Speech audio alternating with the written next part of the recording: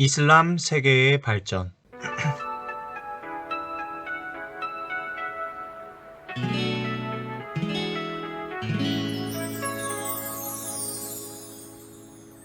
이곳 세상에서 제일 귀한 역사 수업 들려줄 테니 재밌게 들어줘. 오프닝송이 이제 곧 끝나가니까는 집중한다 나랑 약속해줘요. 이건 세상에서 제일 귀한 역사 수업 들려줄 테니 재밌게 들어줘. 우철쌤의 역사 콘서트. 정통 칼리프 시대. 무함마드 중심으로 이슬람 세력은 성장합니다. 수도 메디나를 중심으로 메카 등 주변 지역을 점령해 나가면서 크게 성장했는데요. 632년에 무함마드가 사망하면서 그의 뒤를 이을 사람이 필요해집니다. 그러면서 새로운 직책인 칼리프가 등장합니다. 칼리프가 등장한 시대를 정통 칼리프 시대라고 하고요. 칼리프는 이슬람 공동체의 최고 통치자로 정치와 종교 분야 모두를 담당했습니다. 칼리프를 선출하는 방법은 이슬람식 합의제, 회의인 슈라에 의해서 뽑는 것이었습니다. 선출된 칼리프는 정복 활동을 통해서 넓은 영토의 이슬람 제국을 형성하는 것이었습니다. 정통 칼리프 시대의 칼리프를 만나보겠습니다. 632년부터 634년까지 활동한 아부르 바크르 칼리프, 634년부터 활동한 우마르 칼리프. 우마르는 사산 왕조 페르시아와 대결을 했습니다. 637년에 까시다야 전투, 642년에 네하완트 전투, 638년에는 시리아를 정복했고요. 640년에는 이집트를 정복합니다. 그 다음 칼리프로는 우스만이 있었고요. 우스만은 651년 사산왕조 페르시아를 공격해서 정복을 합니다. 이로써 사산왕조 페르시아는 멸망을 하게 되었죠. 하지만 우스만이 갑작스럽게 656년에 암살을 당하면서 칼리프 체제에 급격한 변화가 오게 됩니다. 무함마드 사촌이자 사위인 시아 알리가 칼리프가 되면서 문제가 발생합니다. 우스만이 사망하고 시아 알리가 선출되는 그 과정에서 의문을 제기한 반대 세력이 발생했고, 시리아 총독으로 있었던 우마이야가 반란을 일으키면서 이슬람 세력은 혼란에 빠지게 됩니다. 그 와중에 661년 칼리프 알리가 암살당하게 되었고, 이후 우마이야가 칼리프에 선출이 되면서 칼리프 우마이야 시대가 오게 됩니다. 우마이야는 슈라에 의한 칼리프 선출 제도를 폐지시키고 자신의 가문에서 칼리프가 나오도록 세습 제도를 시행합니다. 이로써 이슬람 세력의 칼리프는 우마이야 가문이 독점하게 됩니다. 이 시기를 우마이야 왕조 시대라고 합니다. 역사는 우철티철. 우마이야 왕조 시대.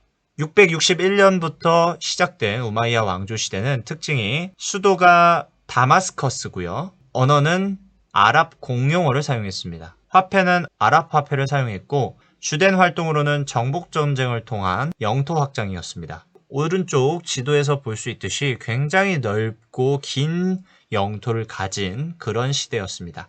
동쪽으로는 중앙아시아 파미르 공원까지 나아가 중국 당과 접촉이 가능해지고, 북쪽으로는 하자를 점령해서 흑해 동부연안까지, 서쪽으로는 아나톨리아 지역에 있는 비잔티움 제국을 공격했고, 남서쪽으로는 북아프리카로 진출해서 이집트, 이후 서고트 왕국, 지금의 리비아, 튀니지, 알제리, 모로코 지역까지 진출을 해 북아프리카 지역의 이슬람 문화를 정착시킵니다.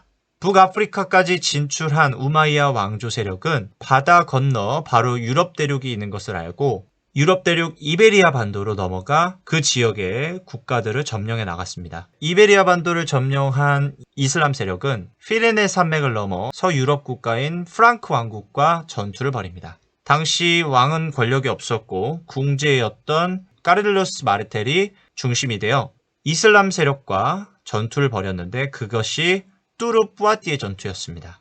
여기에서 프랑크 왕국이 승리하면서 피레네 산맥을 다시 넘어 이베리아 반도에서 이슬람 세력은 그대로 정착을 하였고, 이후 크리스트교 국가와 전투를 벌이기 전까지는 이베리아 반도는 이슬람 세력의 영향에 놓이게 됩니다. 역사는 우철, 티철. 이슬람 우마이야 왕조 시대 때 이슬람교는 분열하는데요. 바로 수니파와 시아파 대립이 있었습니다. 우마이야 왕조가 시작되기 전에 우마이야와 시아 알리가 대립 관계에 있었다라고 했죠. 결국 우마이야의 반란에 의해 알리는 암살당하고 661년에 칼리프 우마이야가 즉위하게 됩니다.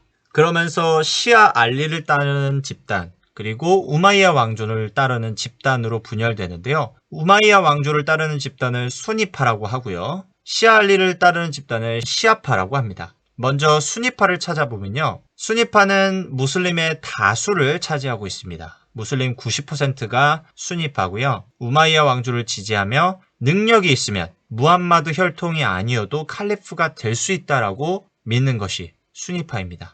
무함마드 죽음 이후에 그 혈통이 아닌 슈라에 의해서 칼리프가 선출되었기 때문에 우리는 그동안 혈통에 따라 칼리프 된 것이 아니다라고 주장했고, 코란에 대한 입장에서는 주석을 따라서 우리만의 해석을 할 수 있다라고 주장합니다. 반면에 시아파는 무슬림의 10%만 믿는 소수파고요. 무함마드의 혈통과 시알리를 지지하는 그런 세력입니다. 당연히 혈통주의를 강조했습니다. 무함마드의 혈통만이 오로지 진정한 칼리프가 될 수 있다라고 주장하고요. 코란에 대한 입장은 코란은 순수한 것으로 두어야지 해석해서는 안 된다라는 입장입니다. 이렇게 수니와 시아는 서로 다른 입장을 가지고 대립관계에 있었습니다. 이러한 문제는 현대 국제사회 문제로도 계속 진행형에 있고 이슬람교 내부 전쟁으로 인한 피해가 계속해서 발생하고 있는 상황입니다. 역사는 우철 티철. 앞서서 봐왔던 우마이야 왕조는 넓은 영토를 통해서 계속 성장해 나가다가 특정한 계층의 성장으로 쇠퇴하기 시작합니다. 정복한 영토가 넓다 보니까 이슬람교로 개종한 사람들이 많아졌는데, 문제는 이슬람교를 믿는 아랍인보다 이슬람교를 믿는 비아랍인이 더 많아지게 됩니다. 그 와중에 마왈리 계층이 등장합니다. 마왈리 계층은 아랍인이 아니지만 이슬람교를 믿는 사람을 통칭해서 말하는데요. 우마이야 왕조가 기본적으로 넓은 영토를 가지다 보니까 아랍인들보다 더 많은 수를 차지하게 됩니다. 그런데 아이러니하게도 적은 수의 아랍인들이 마왈리 계층을 계속 차별해왔죠. 아랍인이 아니다라는 이유로요. 그러다 보니 마왈리 계층들이 계속해서 불만을 가지게 되었고, 그것이 결국 터져서 시아파와 연합하여 새로운 왕조를 수립하기까지 합니다. 그것이 우마이야 왕조의 쇠퇴를 가져오게 되죠. 이번 영상은 여기까지입니다. 우리는 다음 영상으로 다시 만납시다. 바이바이.